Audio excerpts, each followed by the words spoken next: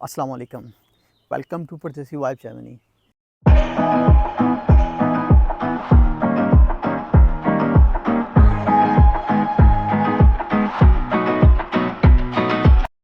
उम्मीद है आप सब खैरियत से होंगे और आप ऑलरेडी अपनी एप्लीकेशन जो है वो रेडी कर रहे होंगे एम्बेसी के वीज़ा इंटरव्यू के लिए। तो अगर आपका इंटरव्यू कमिंग डेज़ में प्लान है तो ये वीडियो जो है आपके लिए बहुत ज़्यादा यूज़फुल है। इस वीडियो में हम डिस्कस करेंगे कि एम्बेसी में आपसे कौन कौन से कॉमन क्वेश्चन पूछे जाते हैं। तो सबसे पहले हम स्टार्ट करेंगे कि लाइक जो एम्बेसी में क्वेश्चन आपसे पूछे जाएंगे उनको हम दो कैटेगरीज़ में डिवाइड करेंगे। वन है कि आपकी जो पर्सनल डिटेल है उसके अबाउट, सेकेंडली आपकी एकेडमिक डिटेल के अबाउट। एकेडमिक डिटेल को फर्दर मैं टू कैटेगरीज़ में डिवाइड करता हूँ। एक आपकी प्रीवियस एकेडमिक डिटेल और एक आपकी फ्यूचर, मींस के जर्मनी में जिस कोर्स में आपने एडमिशन लिया है या जिस यूनिवर्सिटी में लिया है उसके अबाउट आपसे क्वेश्चनिंग हो सकती है।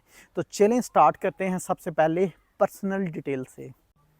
जो नंबर वन के ऊपर है आपकी पर्सनल डिटेल, उसमें सबसे पहले आपसे क्वेश्चन पूछा जाता है कि आपके सिबलिंग्स क्या करते हैं और वो किस किस कंट्री में हैं, उनकी क्वालिफ़िकेशन क्या है, या वो लाइक ऑलरेडी जर्मनी में हैं किसी और कंट्री में हैं।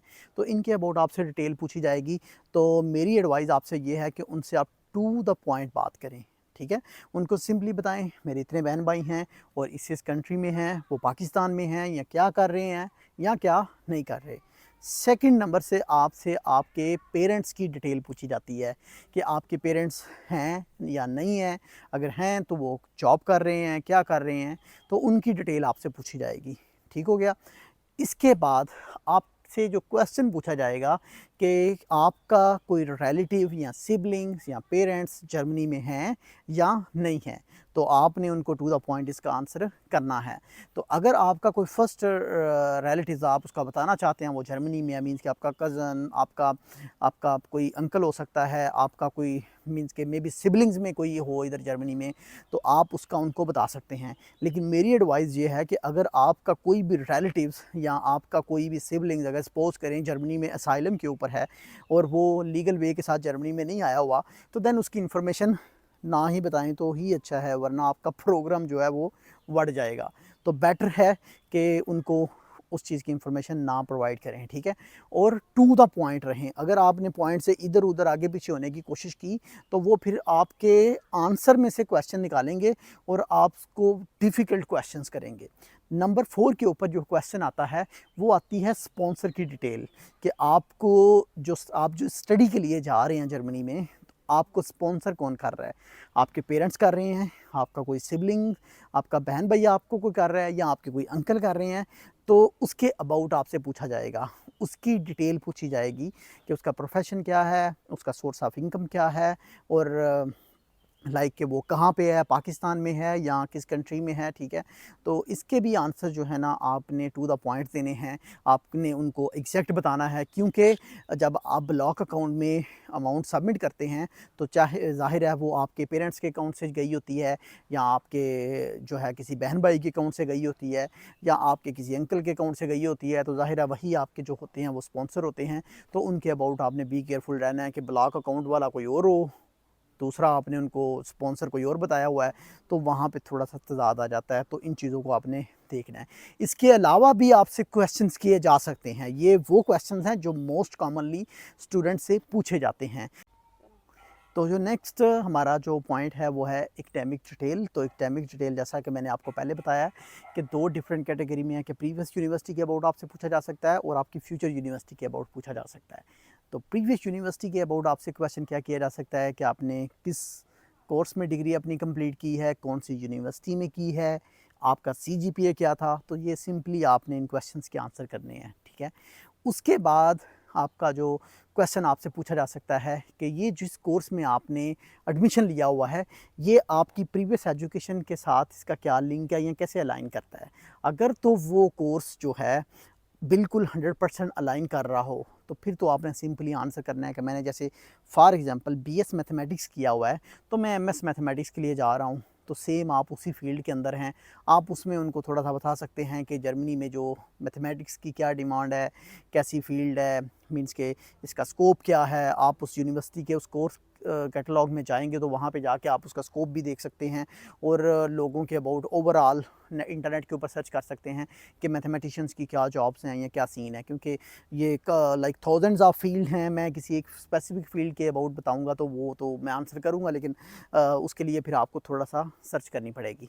तो देन अगर आपकी फील्ड जो है वो आपने स्लाइटली चेंज की है, तो स्लाइटली चेंज 180 के एंगल से तो नहीं हो सकती, उसमें आपको एडमिशन मिलना ही थोड़ा सा ट्रिकी है और बहुत ज़्यादा मुश्किल है।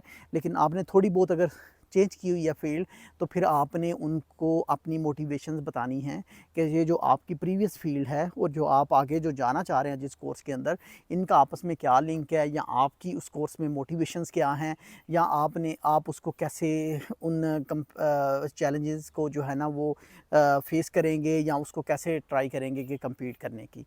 तो देन हम मूव होते हैं लाइक जर्मन यूनिवर्सिटी के अबाउट आपसे जो पूछने वाले क्वेश्चंस हैं, या जो आपसे पूछा जाएगा कि सबसे पहले कि वाई जर्मनी। तो इसका आंसर जो है आप मेरी सबसे पहली वीडियो के ऊपर चले जाएं, इस चैनल की पहली दूसरी वीडियोस इसके अबाउट है, आप उधर चले जाएं, आपको कम्प्लीटली उसका आंसर मिल जाएगा कि वाई जर्मनी। फिर आपको वाई दिस कोर्स, जिस कोर्स में आप जा रहे हैं।